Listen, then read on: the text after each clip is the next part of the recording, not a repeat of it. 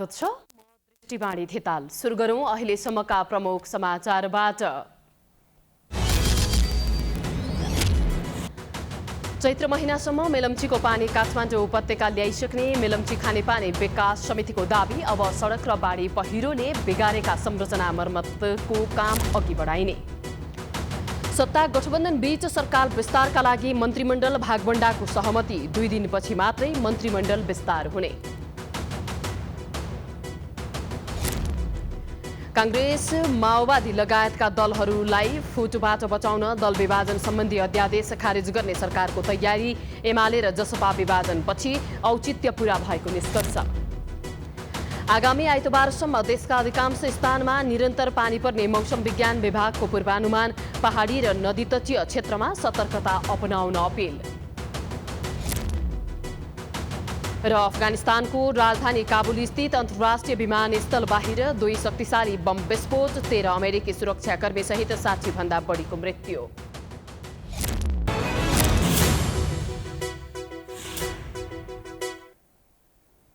अब समाचार विस्तारमा।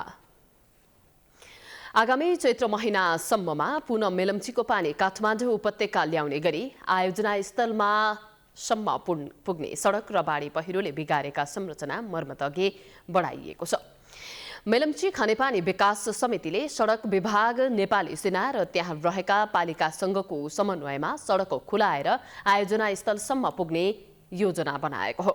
गत असार र साउनमा आएको बाढीका कारण मेलम्ची खानेपानी आयोजनामा कति क्षति भयो भन्ने यकिन हुन नसकिरहेको समयमा आयोजनाले चैत्रमा काठमाडौँमा पानी ल्याउने लक्ष्य लिएर काम अघि बढाउन लागेको जनाएको छ। हेडवर्कमा कति क्षति भएको छ, त्यसका आधारमा कति समय लाग्ने भन्ने यकिन हुन भने बाँकी रहेको आयोजनाको दाबी रहेको छ। आयोजना स्थलमै पुग्न सकिने अवस्था नभएकाले क्षतिको यकिन विवरण प्राप्त हुन बाँकी रहेको दाबी गर्दै मेलम्ची खानेपानी विकास समितिले चैत्रको मितिमा थोरै तलमाथि भए पनि धेरै समय नलाग्ने बताइएको छ। नदीको सतहमा गिटी बालुवा थुप्रिएकाले तत्काल हेडवर्कबाटै पथान्तरण गर्न नसकिने भए पनि वैकल्पिक प्रक्रियाबाट पानी ल्याउने बारे आयोजनाले कामलाई गति दिने जानकारी दिएको छ। हेलम्बु 1 अम्बाथान स्थित आयोजना स्थलमा गत असार 1 मा गएको बाढीका कारण ठूलो क्षति पुगेको थियो। त्यसपछि साउनमा पुनः आएको बाढीले समेत मेलम्चीमा थप क्षति पुगेको छ। आयोजनाले हालसम्म 2 अर्ब क्षति भएको अनुमान गरे पनि मर्मत र पुनः निर्माणका क्रममा यो रकम बढ्न सक्ने बताउँदै आएको छ। राष्ट्रिय गौरवको यो आयोजना काठमाडौँ उपत्यकामा रहेको खानेपानीको समस्या समाधानका लागि दीर्घकालीन उपायका रूपमा लिइएको छ। सत्तारूढ गठबन्धनले संख्यात्मक रूपमा मन्त्रालयको भागवण्डा मिलाएको छ। निर्वाचन आयोगबाट मान्यता पाएको नेकपा एकीकृत समाजवादी दल समेत सरकारमा सहभागी हुने भएपछि मन्त्रालयको संख्यात्मक रूपमा भागवण्डा मिलाइएको हो।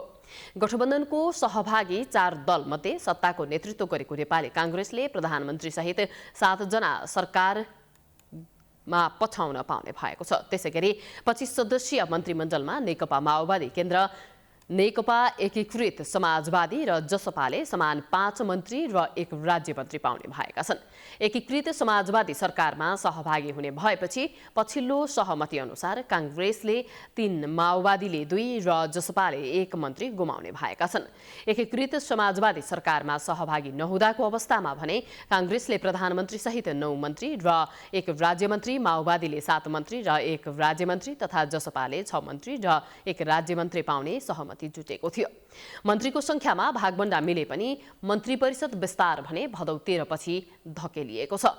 जसपाले अहिलेसम्म मन्त्री छनौट गर्न नसक्दा मन्त्री परिषद विस्तार पछाडि धकेलिएको हो। संख्यामा सहमति जुटे पनि मन्त्रालयको भागवण्डा भने अझै पनि मिलिसकेको छैन। कांग्रेसले गृह र माओवादीले अर्थ मन्त्रालय लिइसकेको छ। अब भौतिक पूर्वाधार र शहरी विकास मन्त्रालय एकीकृत समाजवादी र जसपाको भागमा पर्नेछ। कांग्रेसले राज्यमन्त्री नपाउने भएकाले स्वास्थ्य राज्यमन्त्री उमेश श्रेष्ठलाई नै मन्त्रीमा बढुवा गर्ने सम्भावना पनि बढेको बताइन्छ।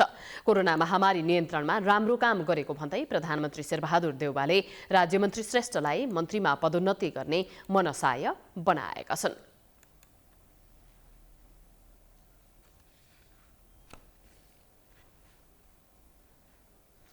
समाचारको सिलसिला जारी छ। हामी विश्रामपछि आउँछौँ।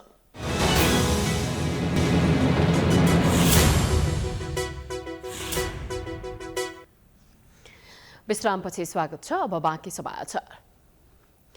शेरबहादुर देउवा नेतृत्वको सरकारले दल विभाजन सम्बन्धी अध्यादेश ल्यायो। त्यही अध्यादेशको जगमा 2वटा नयाँ पार्टी जन्मिएको छ। नेकपा एमाले र जसपा विभाजनकै लागि सरकारले अध्यादेश ल्याएको आरोप लागेको छ र अब ती दुवै दल विभाजन भएपछि उक्त अध्यादेश निष्क्रिय बनाउने चर्चा पनि सुरु भएको छ। एक रिपोर्ट। सरकारको सिफारिसमा राष्ट्रपति विद्यादेवी भण्डारीले भदौ 1 गते राजनीतिक दल सम्बन्धी अध्यादेश जारी गरिन्। अघिल्लो दिन सरकारले दल विभाजन सम्बन्धी अध्यादेश ल्याउने निर्णय गरेको थियो।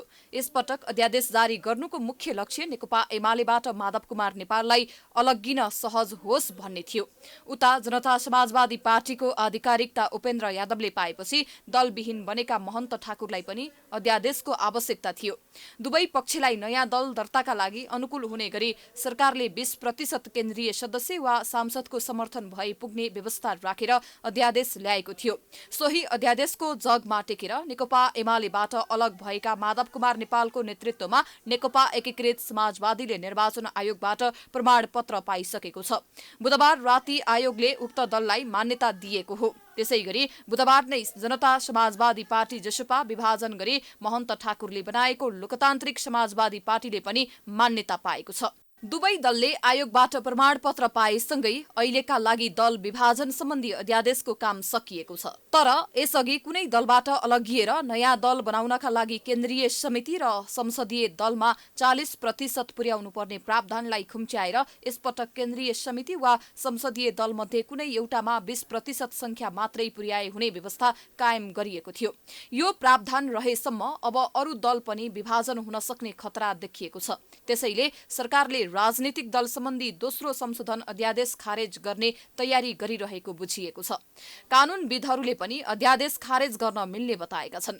विगतमा पनि केही ओलीले ल्याएको सोही अध्यादेश राष्ट्रपति मार्फत खारेज गराएका थिए। खारेज भए पनि यस बीचमा दर्ता भएका नयाँ दलहरूलाई कुनै असर नपर्ने वरिष्ठ अधिवक्ता रमण श्रेष्ठ बताउँछन्। अध्यादेश बहाल रहेको बेलामा यदि पार्टी दर्ता भएर चाहिँ त्यसले चाहिँ मान्यता पायो भने त्यसले कन्टिन्युटी पाउँछ। जस्तो अहिले भन्नुहोस् न, केपी ओलीजी प्राइम मिनिस्टर हुँदा संवैधानिक निकायमा चाहिँ नियुक्ति गरेका थिए नि त। त्यो अध्यादेशको विरुद्धमा सभामुखकै मुद्दा परेको छ होइन। त्यसो भए हुनाले के हो भने खै पद त गएको छैन, मुद्दा पर्दैमा पद जानु पनि जान्न होइन। त्यसैले चाहिँ त्यो अध्यादेश बहाल रहेको बेलामा त्यसले कानुनी हैसियत प्राप्त गर्छ। त्यो अध्यादेश ठिक थियो कि बेठिक थियो त्यो दोस्रो कुरो हो। तर त्यो बहाल रहेको बेलामा त्यसले कानुनी हैसियत प्राप्त गर्ने भए हुनाले त्यो अध्यादेश बमोजिम चाहिँ पार्टी दर्ता भयो भने त्यसले मान्यता पाउँछ। अहिलेकै खुकुलो अवस्था रहिरहे सरकारको नेतृत्व गरिरहेको नेपाली कांग्रेस पनि नफुट्ला भन्न सकिँदैन।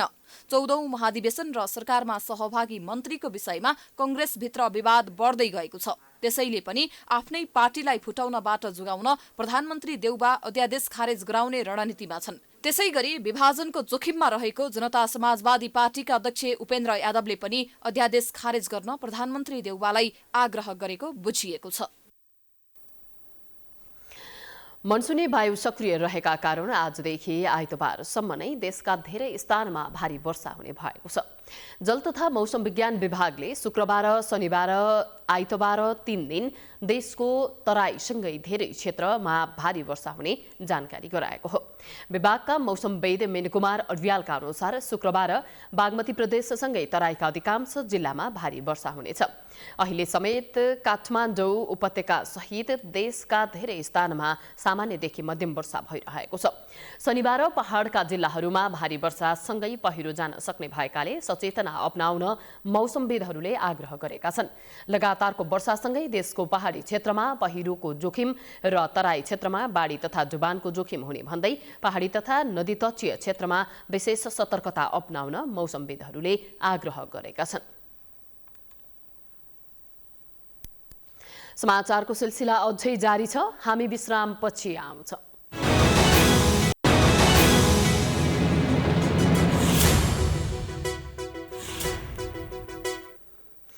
विश्रामपछि स्वागत छ। अब अन्तर्राष्ट्रिय समाचार।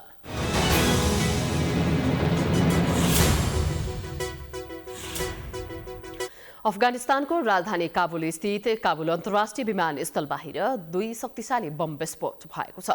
विस्फोटमा 60 जना भन्दा बढी मारिएका छन्। बिहीबार बेलुकी भएको 2 भीषण बम विस्फोटमा 13 अमेरिकी सुरक्षाकर्मी सहित 60 जना भन्दा बढी मारिएको जनाइएको छ। अमेरिकी नागरिकसँगै तालिबान सुरक्षा गार्डहरू समेत विस्फोटबाट मारिएको जनाइएको छ। अन्तर्राष्ट्रिय सञ्चार माध्यमहरूका अनुसार आक्रमणको जिम्मा जिहादी समूहले लिएको छ। विस्फोटका बावजुद अमेरिकाले गरिरहेको हवाई उद्धार कार्य जारी नै रहने अमेरिकी राष्ट्रपति जो बाइडेनले बताएका छन्। अगस्त 15 तारिकमा तालिबानले आफ्नो नियन्त्रणमा लिएको काबुलबाट हालसम्म 1 लाख मानिसलाई उद्धार गरी स्वदेश फर्काइएको छ। तर अगस्त 31 तारिकमा अमेरिकी फौज फर्कनु अघि नै त्यहाँबाट बाहिरनका लागि कयौं अफगानहरू विमानस्थल पुगिरहेका छन्।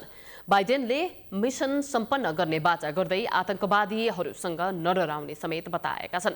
अन्तर्राष्ट्रिय सञ्चार माध्यमहरूका अनुसार विमानस्थलको मुख्यद्वारमा पहिलो अत्याधिक विस्फोट भएको थियो। दोस्रो विस्फोट बारोन होटल नजिक भएको थियो, जहाँबाट अफगानिस्तान बेलायत आउन चाहने नागरिकहरूको प्रक्रिया मिलाउँदै रहेको हुन्छ। पश्चिमी जासुसी संयन्त्रका अनुसार त्यहाँ आतंकवादी हमलाको चेतावनी समेत आएको बताइएको छ। विश्वमा फेरि कोरोना संक्रमणबाट मुक्त हुने भन्दा संक्रमित हुनेहरूको संख्या बढ्न थालेको छ। बितेको 24 घण्टामा विश्वभर 7,03,016 जनामा नयाँ संक्रमण पहिचान भएको छ। सोही अवधिमा 5,77,941 जनाले कोरोनालाई जितेका छन्। शुक्रबार बिहान यो समाचार तयार पार्दासम्म विश्वमा संक्रमितको संख्या 21,54,24,000बाट उकालो लागेको छ। अहिलेसम्म कोरोनाबाट 44,47,257 जनाले ज्यान गुमाइसकेका छन्। पछिल्लो 24 घण्टामा मात्र 10,645 जनाको मृत्यु भएको छ।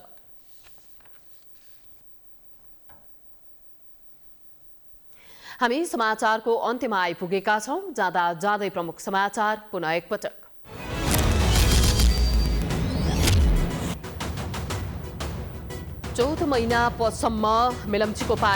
चैत्र महिनासम्म मेलम्चीको पानी काठमाडौँ उपत्यका ल्याइसक्ने मेलम्ची खानेपानी विकास समितिको दाबी। अब सडक र बाढी पहिरोले बिगारेको संरचना मर्मतको काम।